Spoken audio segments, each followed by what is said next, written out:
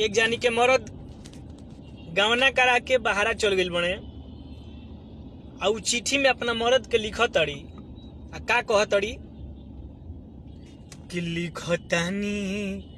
पाती रे दर्द अरे लिखतानी पाती दर्द हो लिखतानी पाती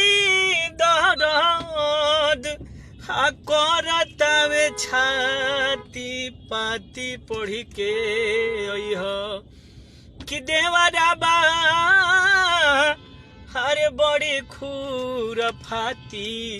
पाती पढ़ी के अइह कि देवरा बा अरे बड़ी खूर फाती पाती पढ़ी के अइह। और का कहतड़ी चढ़ली जवनिया में छोड़ी चली गईला अरे चढ़ली जवनिया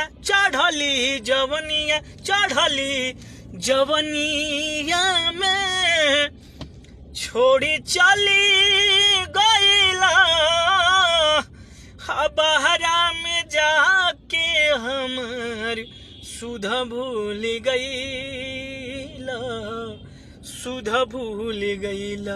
हो बहरा में जाके हमार सुध भूल गईला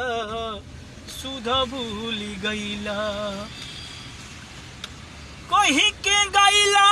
हमरा से राजा जी हो राजा अरे कहीं के गईला हमारा से कहीं के गईला अरे हमारा से जाके भेजब पाती पढ़ी के अइह तो देवरा बा अरे बड़ी खूर फाती पाती पढ़ी के